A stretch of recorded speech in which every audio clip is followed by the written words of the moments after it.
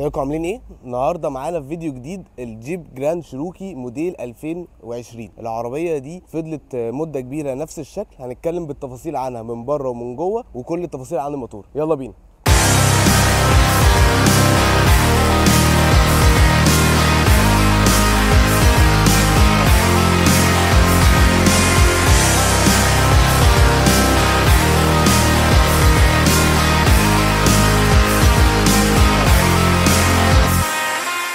طيب لو اتكلمنا على الجراند شيروكي بقى عامه، ده الرابع جنريشن ينزل من الجراند شيروكي. هي دي الفيس ليفت منها، يعني كان في بري فيس ليفت، فطبعا في تغييرات كده خفيفه هتكلم عنها واقول ايه الفرق ما بينها وبين الفري فيس ليفت. كمان العربيه الجنريشن ده بيتسمى ب WK2. الموديل ده مشهور جدا في مصر، الناس كلها بتحبه. كمان خلي بالكم العربيه دي بتتصنع في مصر في هيئه العربيه للتصنيع، فطبعا التقفيل المصري برده هنتكلم عليه، ولما نيجي نسوق العربيه هيبقى برده نشوف العزل اخباره ايه والكاوتش والكلام ده كله. طيب لو جينا اتكلمنا على وش العربيه، وش العربيه هو مألوف قوي، وقبل كده طبعا يعني اكيد الناس كلها شافت العربيه دي ماشيه في الشارع في مصر، بس هنتكلم بالديتيلز كده واحده واحده. زي ما انتم شايفين الشبك بتاع العربيه اللي هو اصلا تيبيكال بتاع الجيب، واصلا الجيب من زمان جدا وهي نفس الستايل ده، بس في شويه نواكل زياده شويه من عند الاكسدام وفي الشبكه، وعلامه الجيب طبعا النيكل. لو خدتوا بالكم طبعا الفانوس اللي هو الداي لايت اللي كان متغير عن البريفيس ليفت، طبعا هو LED او فول LED، والداي تايم راننج لايت هو اللي شكله حلو قوي في العربيه دي.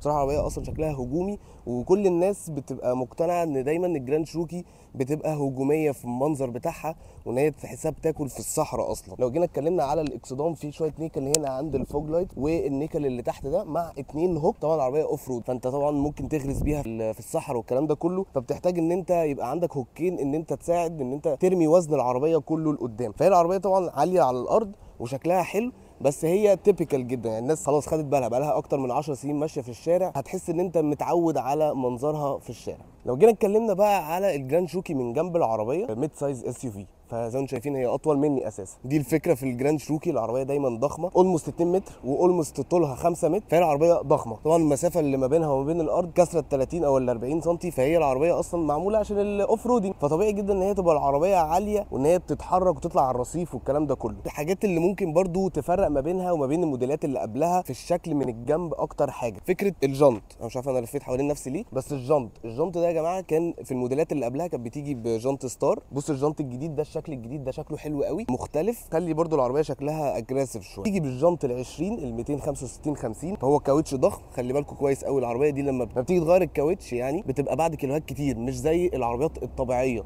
الكاوتش ده بيستحمل قوي، في نفس الوقت هو رود تاير، بس ان انت تقدر تعدله وتغيره لاوف رود تاير الموضوع بيبقى سهل جدا في العربيه دي. العلامه طبعا اللي هي الجراند شيروكي اللي من الجنب، كان زمان كانوا بيكتبوا مثلا ال 5.7 لتر او اللي هو نوع الموتور هامي ولا لا والكلام ده كله، بس لا، زي ما انتم شايفين هي سودا بحواليها نيكل، وكمان المرايات النيكل والمقابض النيكل. خلي بالكم اهو، بص انا جبت اصلا امسك الاوكرا لقيت ان هي اصلا فيها كمان ايزي انتري او الايزي اكس، وكمان الروف راك بتاعها اللي هو المعروف عشان هي عربيه SUV، فانت بتحتاج الحاجات دي كلها في ان هي عربيه عائليه وان انت بتسافر بيها كتير والكلام ده كله، فكل ده بيبقى مطلوب في العربيه الميد سايز SUV. رجعنا في ظهر العربيه طبعا زي ما اتكلمنا ان هي التيبيكال جراند شيروكي. العربيه دي اتغيرت خلاص شكلها بره، بس هي لسه بتتباع هنا في مصر، ممكن تلاقي منها زيرو، ممكن تلاقي منها مستعمل. سعرها طبعا انا مش هتكلم عليه، سعرها بقى عالي قوي لو انت بتقارنها ما بين الفورتيونر او في كذا عربيه الSUV نفس السايز ده. العربيه الجراند شيروكي عاده بتكسب في ان هي فكره ان هي تبع هيئه العربيه للتصنيع والكلام ده كله، وان هي اصلا بقت منتشره عشان بقى لها اكتر من 10 سنين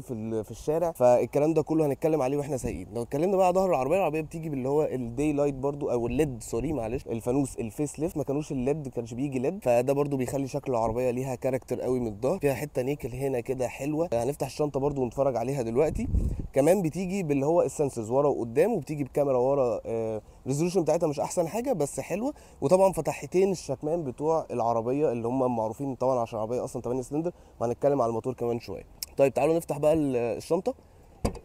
الشنطه طبعا بتيجي كهرباء زي ما انتم شايفين، شنطتها ضخمه قوي بصراحه، ميد سايز SUV بمعناه الكلي. العربيه حجمها ضخم جدا، الشنطه بتاعتها مساحتها 1027. خلي بالكوا ال 1027 او ال 1025 اللي بيتكلموا عليها دي لو الكنبه دي ستريت. طبعا انت لو نزلت اصلا الكنبه اللي ورا دي كمان هتفتح معاك بقى لحد 2000 لتر ولا حاجه. طبعا حجم العربيه ضخم، ممكن اخش اقعد فيه اصلا من كتر ما هي كبيره، وبتلاقي فيها ان هي فيها هنا سماعه او ساب ووفر كده بيظبط البيز والكلام ده كله. عامه ده معروف جدا في الجيب من زمان، ان انت دايما العربيه الشنطه من كتر ما هي كبيره فهم بيستفيدوا بيها بحاجه مختلفه. فيها علقات، فيها كمان فتحه 12 فولت، برضو ان انت تقدر تقفل الشنطه من هنا بزرار. وهتلاقي فيها كمان سبير تاير جنط 18 لو محتاج طبعا الفرده حصل لا قدر الله اي حاجه فيها في الطريق وبتاع، معاك سبير تاير تقدر تغيرها. وفي نفس الوقت ان هي حجمها كبير فممكن ما تاثرش قوي على السواقه، ودي حاجه حلوه برضو. طيب بقى موتور العربيه الجيب جراند شيروكي، موتورها 8 سلندر 5700 سي سي، 360 بريك هورس باور، 520 نيوتن متر، وزنها عالي جدا. العربيه دي داخله في 3 طن مثلا، محتاجه الموتور القوي ده. الامريكاني كله معروف بالفي 8، وطبعا الموتور الهامي ده من المواتير المحبوبه جدا في اي حد بيحب العربيه الامريكاني. موتور حلو في نفس الوقت، هنجربه اخباره ايه، ان هو مع الوزن ده هيبقى كويس ولا لا. خلي بالكوا هي بتبقى بره ساعات بتنزل بالفي 6، وفي كمان بتنزل بعدها الموتور الاس ار تي 6200 او 6300 سي، موتور طبعا بيخش في 550 حصان. الموتور ده اللي هو الميد رينج بيبقى 360 حصان كويس. التسارع، ارقام التسارع بتاعته حلوه، من 0 ل 100 في 8.7. فانت بتتكلم برضو ان هو عربيه 3 طن وبتجيب من 0 ل 100 في 8 ثواني. في عربيات اقل من كده بكتير وما بتجيبش الارقام دي. بس مشكلته حاجه واحده بقى، سفاحه بنزين. العربيه دي يا جماعه يعني لما قريت عليها لقيت ان هي بتاكل مثلا 12 لتر في 100 كيلو على طريق سفر، و17 لتر في 100 كيلو في الزحمه. يعني انت بتتكلم العربيه دي لو انت ماشي في الزحمه تنكها 94 لتر او 100 لتر اولموست لو حسبناها، يعني مش هتكلم معاك 400 500 كيلو. فهي دي مشكله العربيه دي، ان هي حرفيا زي ما بيقولوا اللي هو تبقى محتاج بنزينه وراك. لازم تخلي بالك من الموضوع زي ده، مع ان الموتور ده فيه تكنولوجي حلوه جدا، ان انت لو مش محتاج الثمانيه سلندر كلهم بيقدر يفصل نص 4 سلندر بتوعه ويفضل ماشي ب4 سلندر، او هو واقف في النيوترال، او اللي هو في ان هو واقف ثابت يعني، يوفر على قد ما يقدر بنزين. بس طبعا من الواضح كده ان الموضوع ده مش نافع مع العربيه دي.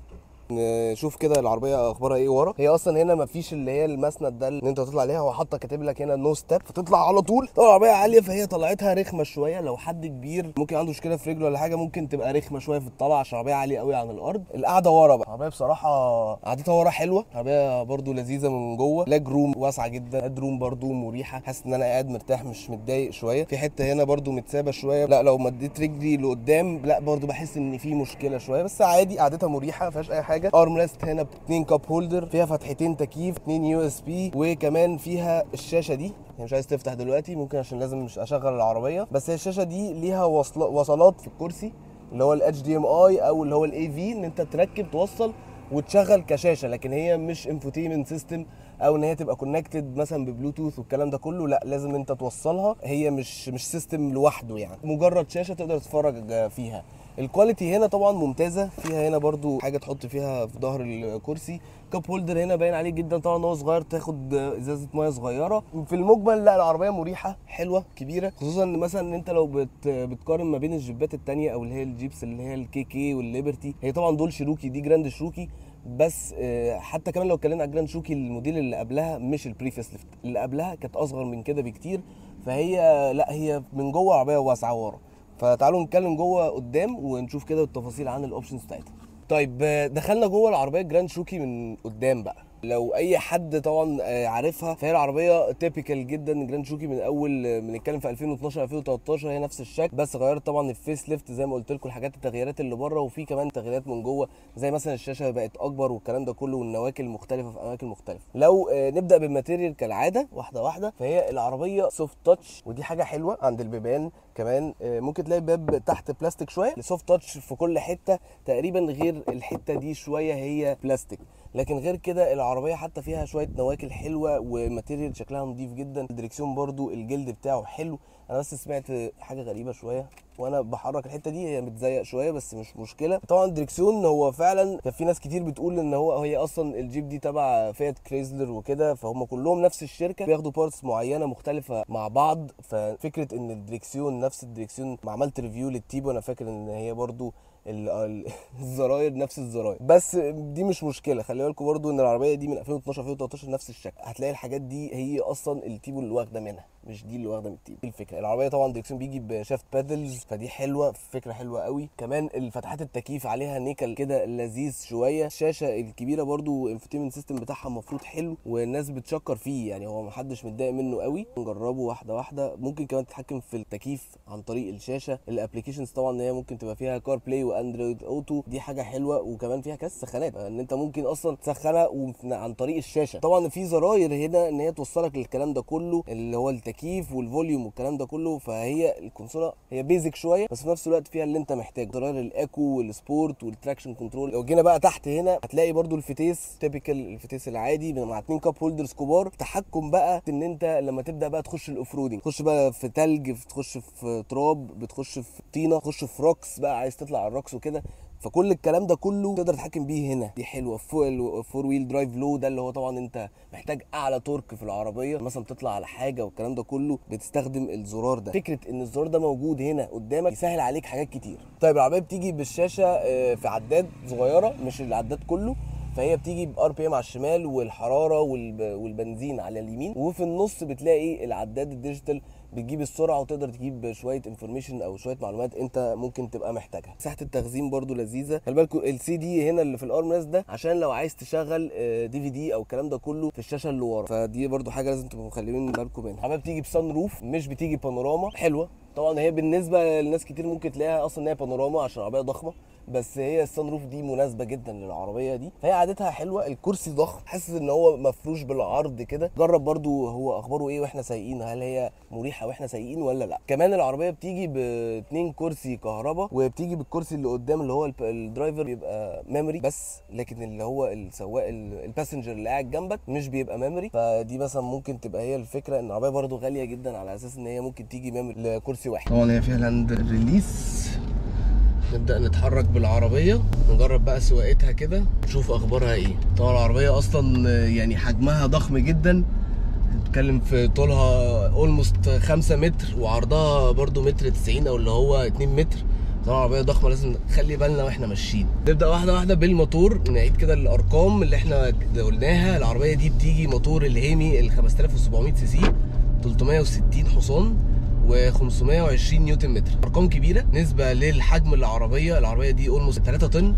فالعربيه دي بتحتاج الباور ده كده كده. معدل استهلاك البنزين هو اللي عالي شويه. طبعا الموتور 5700 سي سي ده طبيعي جدا ان هو يستهلك بنزين كتير. برده زي ما احنا قلنا ان هي في المدينه بتستهلك 17 لتر كل 100 كيلو، وعلى الطريق او على هاي واي ممكن تستهلك ممكن 12 لتر كل 100 كيلو.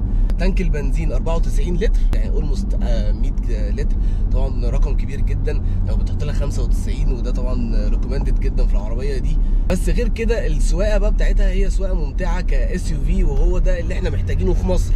العربيه تبقى عاليه عشان المطبات والنقر والكلام ده كله. طبعا بتبقى محتاج ان هي العربيه كينج اوف ذا رود، ان انت العربيه ضخمه ومش فارق معاك اي حاجه وانت على الطريق. بس السواقه بتاعت الاس يو في بقى هي بقى المختلفه في العفشه، ان انت وانت سايق العربيه انت حاسس دايما ببادي رول. انا اول ملف اهو دلوقتي انا حاسس ان العربيه بتحدف شمال شويه، فده اللي هو لازم تخلي بالك وانت ماشي على سرعه على هاي واي، تاخد بالك في الملفات. غير كده العربيه المفروض تبقى في الستريت لاين طبعا تجري وحلوه، وهتلاقي ان انت مستمتع بالصوت بتاع الهيمي او اللي هو بتاع ال 5700 8 سلندر. فاللي بيركب العربيه دي بيبقى عارف كويس قوي ان هو هيضحي بمثلا مصاريف او يضحي بان هو هيدفع بنزين كتير مقابل ان هو هيبقى مستريح على في السواقه، كان هو كينج اوف ذا رود، وفي نفس الوقت مندمج وصوت الموتور حلو وعاجبه. العربيه اصلا بتجيب من 0 ل 100 في 8 ثواني و7 من 10، فهي تجميعها حلو جدا على حجمها. بس طبعا العفشه هي في النقر هتلاقيها ناشفه شويه.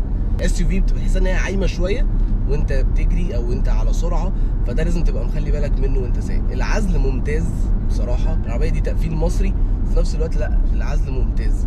خلي بالكم انا نسيت اقول لكم ان العربيه دي كمان بتيجي بفتيس 8 نقلات. طبعا المفروض ده يوفر في البنزين بس ده ما بيحصلش، مع ان الموتور كمان بيعمل فكره ان هو يفصل الاربعه سلندر لما يبقى عايز يوفر. يعني انت لو راكن على جنب او ان انت ماشي على قد ما تقدر دايس زرار الاكو والكلام ده كله تحاول توفر على قد ما تقدر، العربيه دي بتمشي 4 سلندر بدل ال 8 سلندر. كل ده عشان في نطاق التوفير. انا مش هلحق طبعا اجرب الموضوع ده في العربيه دي، بس ناس كتير قوي بتقول ان ده بيحصل وفعلا بتحس بفرق غريب في فكره التوفير البنزين في الموضوع ده. اهم حاجه تاخد بالك منها ان انت البادي رول في الملفات والعفشه زي ما بقول لك هي ناشفه شويه، وبس على سرعه بتحسها ان هي عايمه شويه.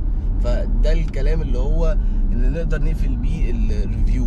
لكن العزل وصوت الكاوتش والكلام ده كله، لا العربيه مريحه في السواقه، وان انت تبقى وانت ماشي مش سامع صوت بره، ده برضو بيبقى لذيذ. غير ان انت بس سامع صوت الموتور، مش عارف انتوا هتبقوا سامعينه في الكاميرا ولا لا، بس هو صوت الموتور ممتع، فانا مش متضايق بصراحه. واظن اي حد راكب عربيه زي دي برضو هيبقى مستمتع بصوت الفي 8 بتاع العربيه. بس وده كان الريفيو بتاع الجراند شروكي، يا رب يكون عجبكم. ما تنسوش تعملوا سبسكرايب وشير، واشوفكم في فيديو جديد. يلا مع السلامه.